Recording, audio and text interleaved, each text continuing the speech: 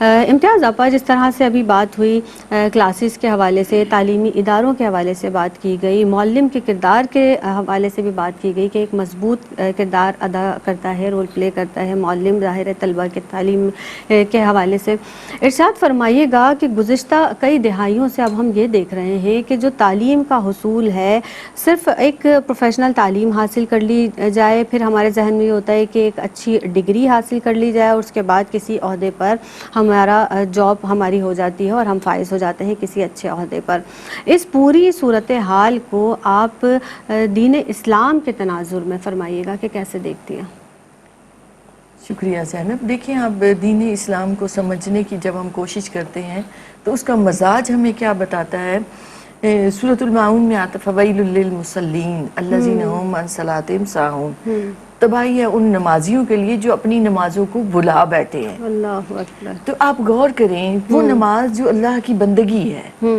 وہ بھی اگر اس میں بھی ریاکاری آ جاتی ہے، اگر اس میں بھی نیت دنیا داری آ جاتی ہے، تو وہ نماز بھی قبول نہیں ہو رہی جو ہے ہی خالص اللہ کی عبادت کا عمل۔ سبحان اللہ۔ تو جس کا تعلق ہی دنیا کے معاملات سے ہے، اس میں جب ہم نے دنیا کو ہی مطمع نظر بنا لیا، دنیا کو مقصود بنا لیا، تو پھر وہ علم نافع نہیں رہتا۔ صحیح ہے۔ آپ دیکھیں تو تین چیزیں ہیں۔ ایک یہ ہے اسلام نے جو ہماری رہنمائی کی، نبی کریم علیہ السلام نے جیسے فرمایا انما الاعمال بالنیات، اعمال کا دار و مدار نیتوں پر ہے۔ آپ کس کام کے لیے، کس غرض کے لیے آپ کوئی کام کر رہے ہیں، تو اس کے لیے ضروری یہ ہے، تین چیزیں ہیں کہ پہلے یہ کہ آپ کی سوچ اور فکر درست ہو۔ یعنی میں یہ کہنا چاہتی ہوں کہ علم کی راہ میں وہی نکل رہا ہے جو اپنے کردار کی تعمیر کرنا چاہتا ہے، جو معرفت الہیہ چاہتا ہے، جو چاہتا ہے کہ اس کی شخصیت نفع بخش ہو جائے ملک و قوم کے لیے۔ وہ اپنے اس پروفیشن کے ذریعے مادی فائدہ تو اٹھاتا ہے، لیکن اسے اگر وہ ثانوی سطح پر مقصد میں لے آئے اور اعلیٰ مقصد یہ ہو کہ اس سے اللہ کی رضا حاصل ہو، کہ وہ اپنے ملک و قوم کے لیے فائدہ مند ہو جائے، تو کیا ہوتا ہے کہ وہی عمل اس کا عبادت بن جاتا ہے۔ یہ حقیقت میں وہ علم کی راہ ہے جو جہاد کی راہ کہلاتی ہے، اور جس میں موت بھی شہادت کی موت ہے۔ کیا بات ہے۔ تو اس لیے پہلا کام یہ ہے کہ نیت اور سوچ اور فکر کو پالش کرنا ہے، اس کو درست کرنا ہے۔ اور ہمارا یہ کام یہ ہے کہ ہم اپنے بچوں کو یہ سکھائیں کہ جب بھی وہ اسکول کے لیے گھر سے باہر نکلنے لگیں تو وہ دعا پڑھ کے نکلیں، وہ اپنا دھیان اللہ کی طرف لگا کے جائیں، اور یہ سوچیں کہ ہمارا یہ سارا عمل جو ہے اس سے ہمیں اللہ کی رضا حاصل ہو، تاکہ ہم اہل علم میں شمار ہو سکیں اور ہماری مینٹل گروتھ بھی ہو، ہمارا کردار اس کی بھی تعمیر ہو۔ تو پہلی بات ہے نیت اور سوچ اور فکر کو پالش کرنا، اس کو درست رکھنا۔ دوسرا ہے کہ درست راستہ بھی اختیار کیا جائے، صحیح،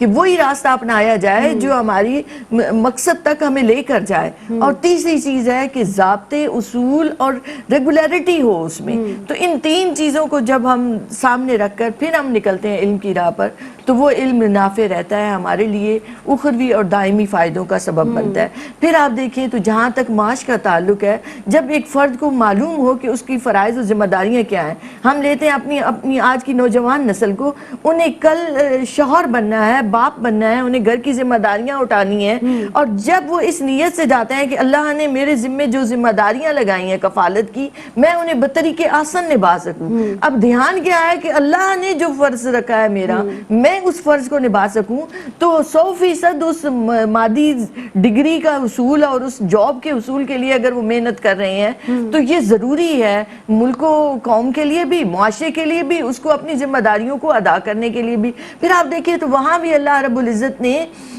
ہمیں بتا دیے کہ یہ عقل حلال ہے، یہ کسب حلال کے طریقے ہیں، اور یہ حرام ہے تو حرام حرام رہے گا، حلال حلال اور طیب رہے گا۔ پھر آپ دیکھیں تو اس کے لیے بھی آگے رکھ دیا کہ مادی ذرائع سے جب تم مال اکٹھا کرتے ہو تو یہ یاد رکھو کہ یہ دنیا تمہارے لیے، تم دنیا کے لیے نہیں ہو۔ اللہ بس یہ بات سمجھ میں آ گئی تو اس کا آسان ہو جاتا ہے اس کا راستہ، اور وہ جو چیزیں اختیار کر رہا ہے۔ پھر ان کے لیے جو گائیڈ لائن دے دی ہیں اللہ پاک نے، اگر ہم اس نقطۂ نظر کو سمجھ لیں کہ جو بھی علم ہے، جو بھی مال ہے، وہ اللہ کا دیا ہوا ہے، ذاتی نہ سمجھیں، اسے امانت کے طور پر سمجھیں، اور یہ سمجھیں کہ میں نے اسے ان جگہوں پر لگانا ہے جہاں اللہ نے حکم دیا۔ تو آپ دیکھیں تو سارا عمل ہی ایک نماز جیسی عبادت بن جاتا ہے۔ سبحان اللہ۔ وہ اسلام صرف مسجد کا نہیں، وہ دن رات صبح شام اور ہر وقت کی پریکٹس کا دین ہے کہ آپ کسی بھی لمحے اس سے باہر نہ ہوں، چاہے آپ بازار میں ہیں، چاہے آپ انسٹیٹیوٹ میں ہیں، صحیح۔ چاہے آپ کسی بھی اپنی ورکنگ پلیس پر ہیں، تو آپ کو یاد رکھنا ہے کہ یہ اصول ہیں بیسک، مال کو کمانے کے بھی، صحیح۔ مال کو خرچ کرنے کے بھی، تو ان سے آگئی اور حقوق و فرائض وہ جو فریضہ قرار دیا گیا ہے نا علم کو کہ ہر ایک مسلمان کے لیے، صحیح اس میں علماء نے ایک یہ بات کی ہے کہ عبادات کا علم، احکامات کا علم، حقوق و فرائض کا علم ہر مسلمان کے لیے فرض ہے، اس لیے ایمان اور علم بالکل ساتھ ساتھ ہیں۔